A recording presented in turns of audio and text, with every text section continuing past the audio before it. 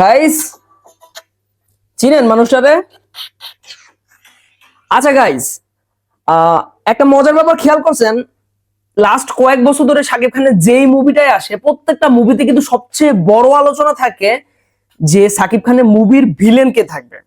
তুফানে তো ভাই কত পরিমাণে যে আলোচনা হয়েছে ভিলেন নিয়ে। কেউ বলছে আফরান নিশো, কেউ বলছে যিশু সেনগুপ্ত, কেউ বলছে হচ্ছে আপনার আমিন খান। এক একজন এক একটা বলছে এক একজনের জায়গা থেকে, কিন্তু লাস্টে দেখা গেছে কেউই ভিলেন নাই এখানে। আচ্ছা, এই কল্পনাটা বাস্তবায়ন করছে হচ্ছে বরবাদ মুভি। যিশু সেনগুপ্ত নিয়ে এত হাইপ ছিল তুফান মুভিতে, বাট তুফান মুভিতে কিন্তু যিশু সেনগুপ্ত ছিল না। অবশেষে বরবাদ মুভিতে ভিলেন হিসেবে পাওয়া গেছে মানে যিশু সেনগুপ্তরে। আচ্ছা, এখন হচ্ছে তাণ্ডব মুভিতে ভিলেন কে হবে, এই প্রশ্নটা মানে কোনো পেজে কোনো গ্রুপে পাইতেছি না, কেউ করতেছে না, ভিলেন নিয়ে মানে কোনো আগ্রহই নাই এরকম ব্যাপারটা না। ব্যাপারটা হচ্ছে হিউজ একটা আগ্রহ, কিন্তু ডিরেক্টর যেহেতু রায়হান রাফি, সে কিন্তু প্রচুর বুদ্ধিমান একটা মানুষ। সে আপাতত চাইতেছে যে নায়িকা দিয়ে ব্যাপারটা যে হাইপ, সিনেমার যে হাইপ, ওই হাইপটা ধরে রাখার আপাতত। এরপরে হুট করে আচমকা একটা সারপ্রাইজ দিবে তাণ্ডব মুভির ভিলেন নিয়ে। অলরেডি কিন্তু আমরা জানি যে অন্তত 2জন মানুষের ক্যামিও থাকবে এই মুভিতে। এর ভিতরে যে কোনো একজন মানুষের মানে একজন মানুষকে নিয়ে পরবর্তীতে আরেকটা মুভি তৈরি করা হবে, যেই মুভিটা হচ্ছে এই তাণ্ডব মুভির সাথে কানেক্টেড হবে। এখন কথা হইতেছে যে হচ্ছে রায়হান রাফি ভিলেন হিসেবে, ভিলেন বলেন বা ক্যামিও রোল বলেন, কাকে নেবে? এটা তো বিশাল একটা প্রশ্ন। এখন যদি আপনারা প্রশ্নটা আমি আরেকটু বিস্তারিত বলি, আচ্ছা, রায়হান রাফির সাথে এই মুহূর্তে সাকিব খান বাদে আর কার মুভি হওয়ার কথা আছে? এই যে আপনার হচ্ছে তাণ্ডব মুভিটা হবে, তাণ্ডব মুভির পরবর্তীতে তার কি মুভি হবে? তুফান 2। এখন তুফান 2 মুভি, এর বাইরে কিন্তু মনে করেন একমাত্র মুভি হওয়ার কথা আছে, সেটা হচ্ছে কলকাতার জিতের সাথে। এখন কলকাতার জিতের সাথে যদি একটা মুভি হয়, জিত কিন্তু অলরেডি একটা ফ্লপ স্টার। হ্যাঁ, আমি আবারও বলতেছি, জিত লাস্ট কয়েক বছর যে কয়টা মুভি করছে সব কয়টাই ফ্লপ।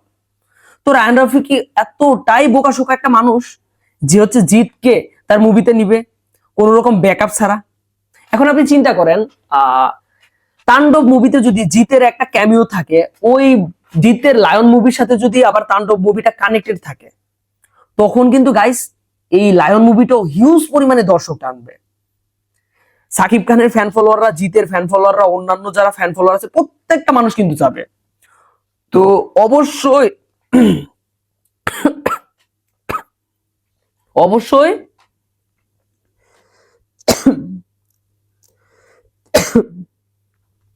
আমার কথা মনে হয় সাকিব খান মনে করছে, যে কারণে বেসুম খাইছি। যাই হোক, অবশ্যই না, রায়হান রাফি মনে করছে আমার কথা। যাই হোক, রায়হান রাফি অবশ্যই এই সুযোগটা কাজে লাগানোর চেষ্টা করবে। এখন একটা অপশন তো গেল জিত, দ্বিতীয় অপশনটা কিন্তু আফরান নিশুর দিকে আসতেছে। এই যে গাইস, অলরেডি একটা জিনিস আপনাদের আমি দেখাইলাম, আমি দেখাই আপনাদের, মানে বুঝলাম না, মানে আফরান নিশুর ব্যাপার স্যাপার তো বলা যায় না। এই যে দেখেন, কতক্ষণ আগে, 20 মিনিট আগে এই স্টোরিটা দিচ্ছে। এখন এই স্টোরিটা দুইটা জিনিসের হইতে পারে, এই যে ভিকি জায়েদের সাথে তার যে ওয়েব সিরিজটা আজাদ, ওই ওয়েব সিরিজেরও হইতে পারে একটা ফুটেজ, অথবা তাণ্ডব মুভির কিছু একটা। আমরা কিন্তু দেখছি যে আফরান নিশো অনেক সময় এরকম আবেগের বশক যেগুলো টুকটাক এরকম ছোটখাটো আপডেট দিয়ে দেয়। তো হইতে পারে এটা তাণ্ডবের আপডেট, অথবা মনে করেন হচ্ছে আজাদ ওয়েব সিরিজের কোনো কিছু। আচ্ছা, গেল। এখন প্রশ্ন হইতেছে আফরান নিশুকে ভিলেন হিসেবে পাওয়ার সম্ভাবনা কতটুকু? গাইজ, আফরান নিশুকে ভিলেন হিসেবে পাওয়ার সম্ভাবনা কতটুকু জানি না, কিন্তু আফরান নিশু যদি ভিলেন হয়, তাইলে যে মুভিটা যে হিউজ পরিমাণে একটা সাকসেস পাবে, এইটা কিন্তু বলার প্রশ্নই রাখে না। অর্থনৈতিক দিক থেকে যদি আমি চিন্তা করি ভাই, বাংলাদেশে বর্তমানে সবচেয়ে বেশি পরিমাণে যদি কারোর হাইপ থাকে, ওটা হচ্ছে সাকিব খানের। এর পরবর্তীতে যদি আলোচনা সমালোচনা আপনি যাই বলেন না কেন, মুভি রিলেটেড কারণ নিয়ে যদি মনে করেন এই ব্যাপারটা হয়, যে আগ্রহ থাকে, এটা কিন্তু অবশ্যই আফরান নিশু। তো গাইস, বুঝতেই পারতেছেন আফরান নিশু আর সাকিব খান দুইজন যখন একটা মুভিতে থাকবে, সাকিব খানের ফ্যান ফলোয়ার যেরকম হুমড়ি খেয়ে এটার পজিটিভ রিভিউ দেবে, মুভিটারে আকাশ ছোঁয়া সাফল্য এনে দেওয়ার চেষ্টা করবে, আফরান নিশু ফ্যান ফলোয়াররা কিন্তু ঠিক ওরকমটাই করবে।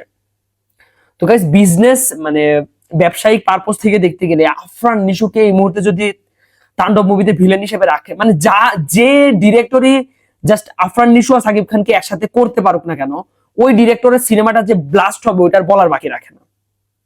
আর আফরান নিশোর কিন্তু এই মুভিতে থাকার হিউজ একটা সম্ভাবনা আছে, কারণ তার কিন্তু রায়হান রাফির সাথে অনেক ভালো সম্পর্ক, শাহরিয়া শাকিলের সাথে অনেক ভালো সম্পর্ক, প্লাস সে কিন্তু দুর্দান্ত লেভেলের অ্যাক্টিং করে। সে কিন্তু ভিলেন পারফরমেন্স মারাত্মক দিতে পারে, যেটা আমরা তার একটা ওয়েব সিরিজে দেখছিলাম যে কি লেভেলের যে এক মানে ভিলেন যে কিরকম হয়। বাংলাদেশের ইতিহাসে তো অনেক ভিলেনই আসে, মানে একটা ওয়েব সিরিজের ভিলেন যে এত পাওয়ারফুল হইতে পারে এটা কিন্তু আফরান নিশো দেখাই দিছে। তো গাইস এটা কিন্তু ধরাই যাইতেছে যে আফরান নিশো থাকতে পারে। তো গাইস আমি কিন্তু তাণ্ডব মুভিতে আফরান নিশো আর জিৎ এই দুইজনেরই থাকার সম্ভাবনা 50-50% দেখতেছি। আমার কাছে মনে হয় না যে আফরান নিশোর থাকার সম্ভাবনাটাও এই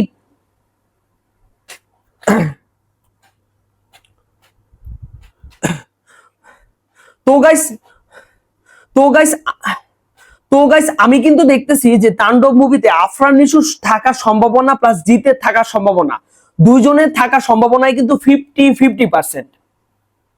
দুইজনেরই কিন্তু থাকার মানে বিশাল রকম একটা সম্ভাবনা রয়েছে। জিতেরও যথেষ্ট কারণ আছে থাকার, আফরান নিশোরও যথেষ্ট কারণ আছে থাকার। তো গাইস আপনাদের কি মনে হয় তাণ্ডব মুভিতে আদত ভিলেন কে হইতে পারে? দুইটা মানুষের যে ক্যামিও থাকবে ওর মধ্যে একজন মেইন মানে স্টার থাকবে, ওই স্টারটা কে হইতে পারে? আফরান নিশো নাকি হচ্ছে কলকাতার জিৎ?